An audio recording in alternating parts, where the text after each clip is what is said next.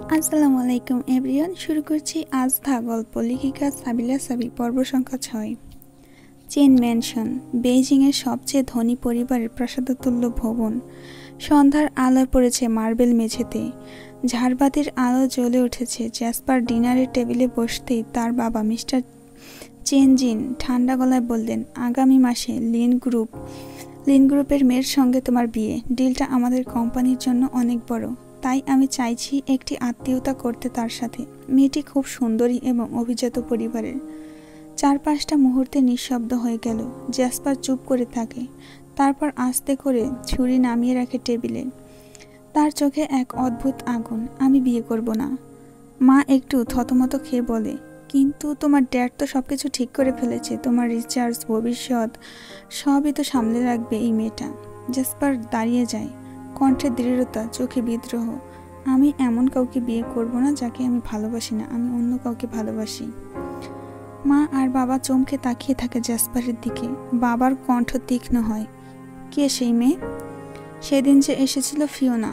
Jasper সরাসরি উত্তর দেয়। মা চুপ করে যায়। বাবা একটুখানি ভুরুকুচকে বলে, ফিওনা?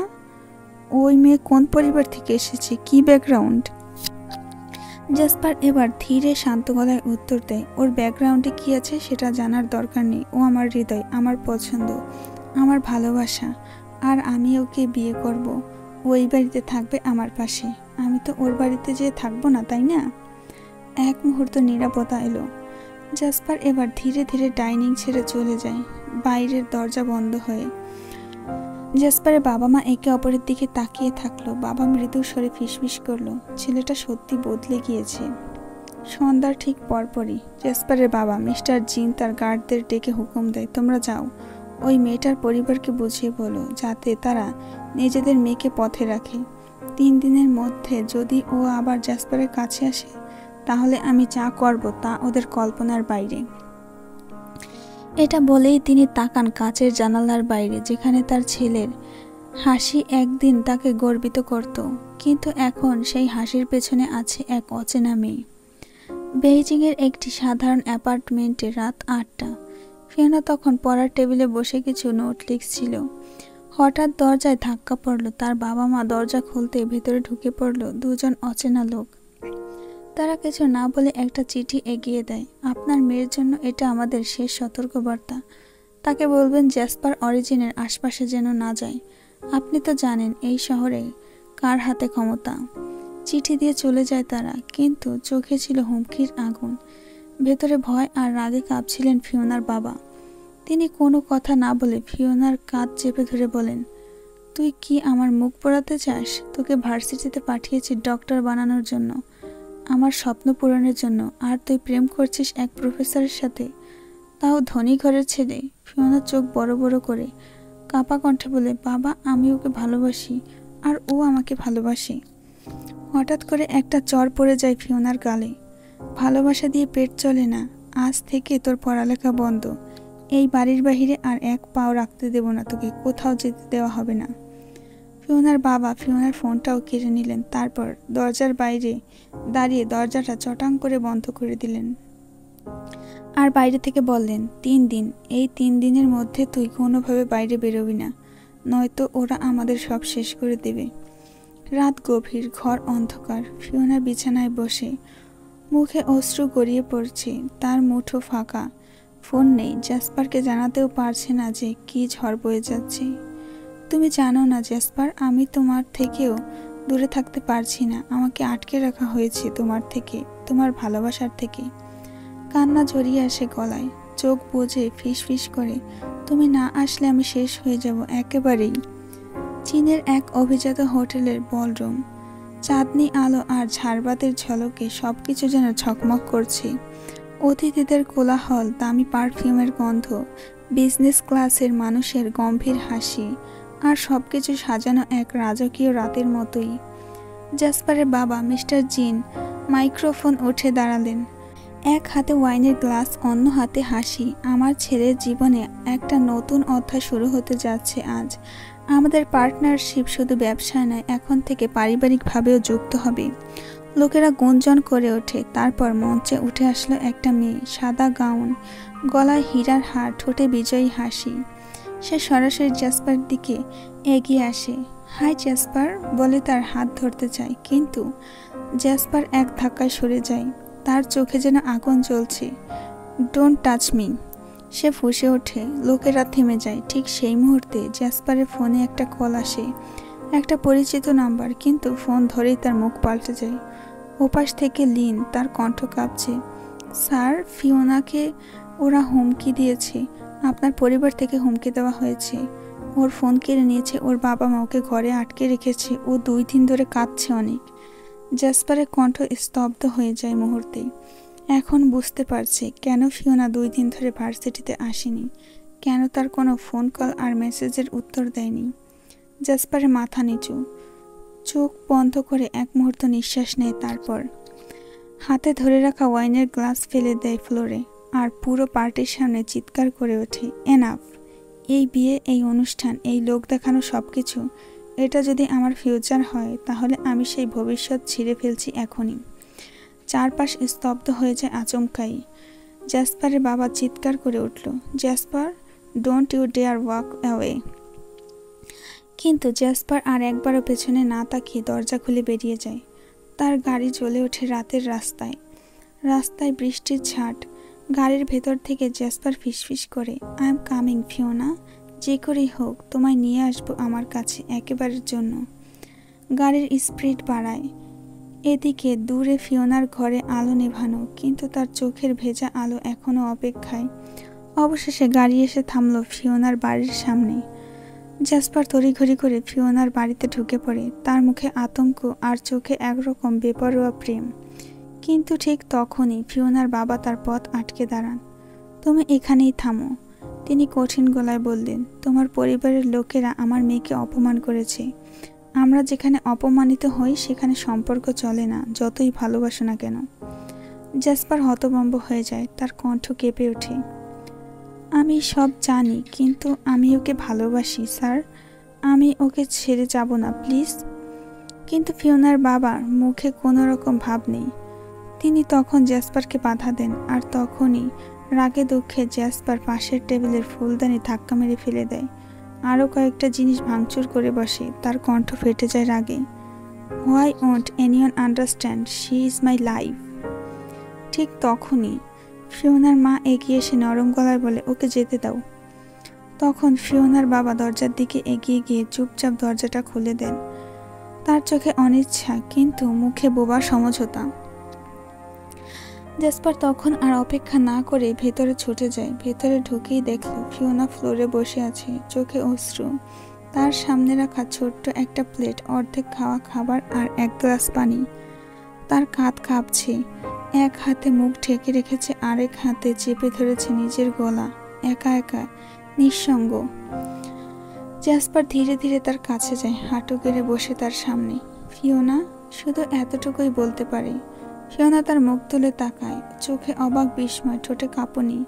জ্যাসপারকে হঠাৎ সামনে দেখে ফিওনা থমকে যায়। তারপর এক মুহূর্তে, এক ঝটকায় জাপটে ধরে জ্যাসপারকে। তার কণ্ঠে একটুও দ্বিধা নেই, শুধু অজস্র জমে থাকা কান্না আর ভালোবাসা। আমি জানতাম তুমি আসবে, আমার বিশ্বাস ছিল। ফিওনার গলা কাঁপছে, কিন্তু জড়িয়ে ধরা শক্ত। জ্যাসপার তার চুলে হাত বুলিয়ে শুধু বলে, আমি তোমাকে ছাড়া কিভাবে থাকতাম হামিংবার্ড। তারপর আর একটুও সময় নষ্ট না করে ফিওনাকে কোলে তুলে নেয়। ফিওনার বাবা মা হতভম্ব।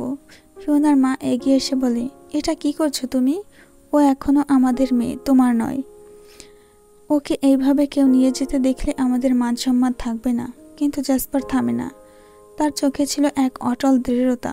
ফিওনার বাবা সামনের দিকে হেঁটে যেতে যেতে বলে, সরি, আমি ওকে নিয়ে যাচ্ছি চার্চে, আমাদের বিয়ের জন্য আশীর্বাদ করবেন। ফিওনার মা চিৎকার করে কিছু বলতে যাচ্ছিলেন, কিন্তু ফিওনা নিজের কাঁধ জ্যাসপারের ঘাড়ে রেখে ফিসফিস করে বলে, let's go, I am ready.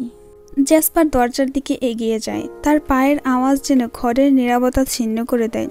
পেছনে দাঁড়িয়ে ফিওনার বাবা থেমে যান, চোখে কঠিন অভিমান আর চুপচাপ ভালোবাসা। দুপুরের শেষ আলো পড়েছে গির্জার উপর। পুরনো চার্চটা সাদা পাথরের। বাগানে ফোটা গোলাপ আর বেলি ফুলের সুবাস ছড়িয়ে আছে বাতাসে। পেছনের পাহাড়ে রোদ লেগে গেছে, আর পাখিরা যেন গান গাইছে তাদের জন্য। জ্যাসপার গাড়ির ভেতরে থেকেই ফোন বের করে এক বিশেষ নাম্বার বলল, bring the dress, we are getting married today.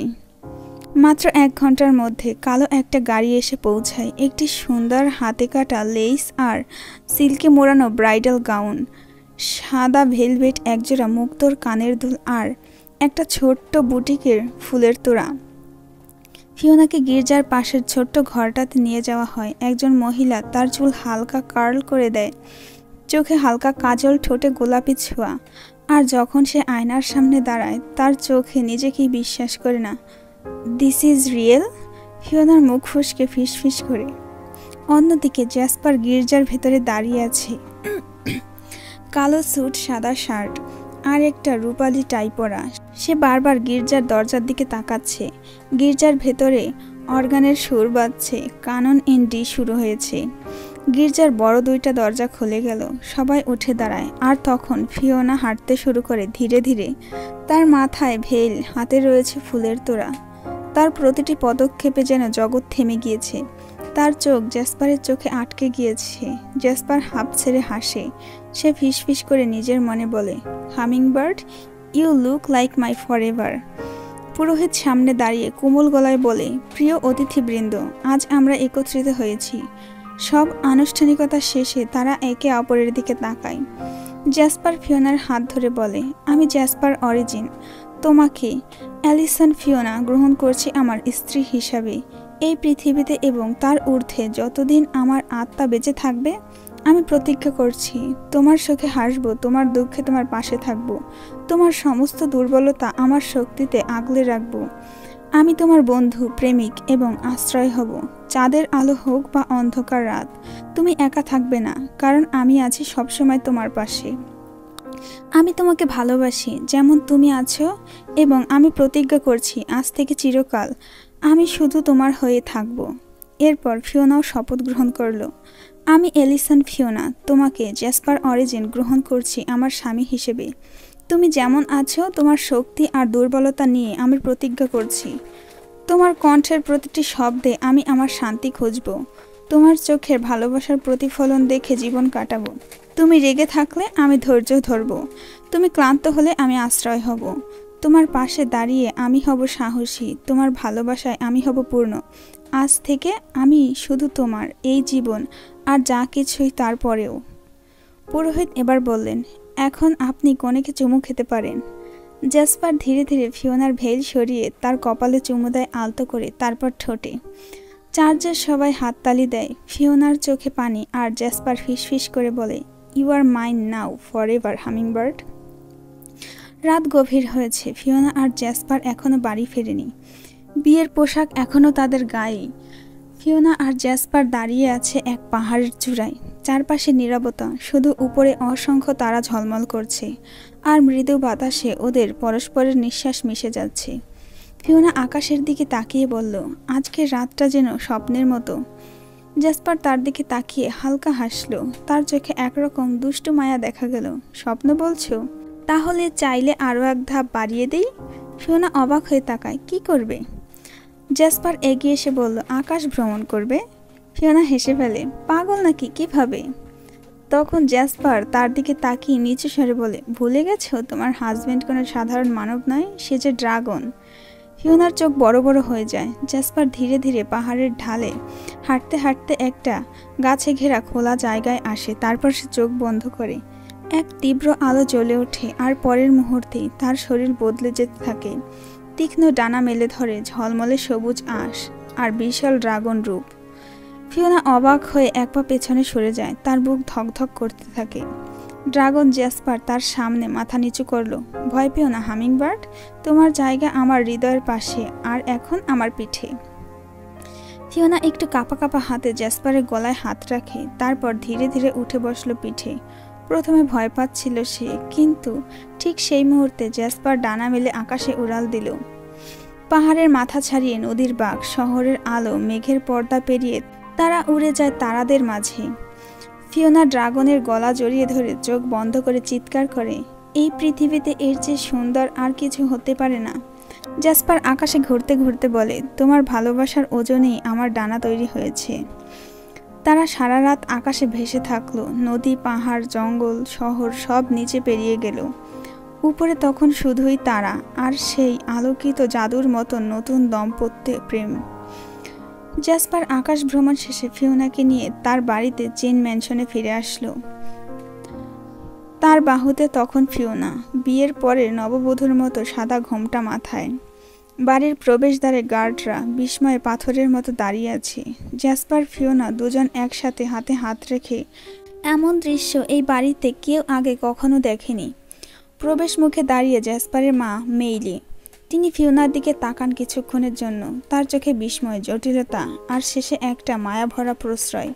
তিনি ধীরে এসে জ্যাসপারের কাঁধে হাত রেখে বলেন, তোমরা ভেতরে আসো। ফিওনার চোখ ভিজে ওঠে, কিন্তু হঠাৎ উপর সিঁড়ির মাথা থেকে একটা কঠিন মুখ বেরিয়ে আসে। মিস্টার চেনজিন, জ্যাসপারের বাবা। তার চোখে হতাশা, কণ্ঠে রাগ মিশে আছে। আমার অনুমতি ছাড়া একটা আনকালচার ফ্যামিলির মেয়েকে এই বংশে আনা ঠিক হয়েছে?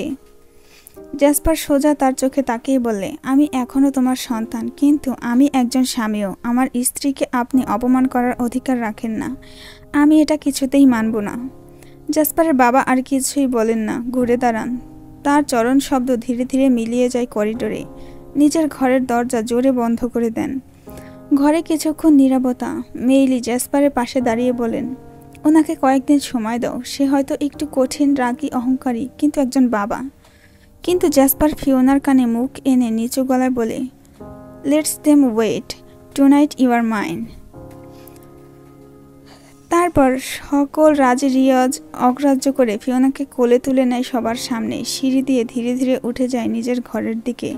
তার চোখে নির্ভীক ভালোবাসা, ফিওনার গালে লজ্জায় লাল আভা।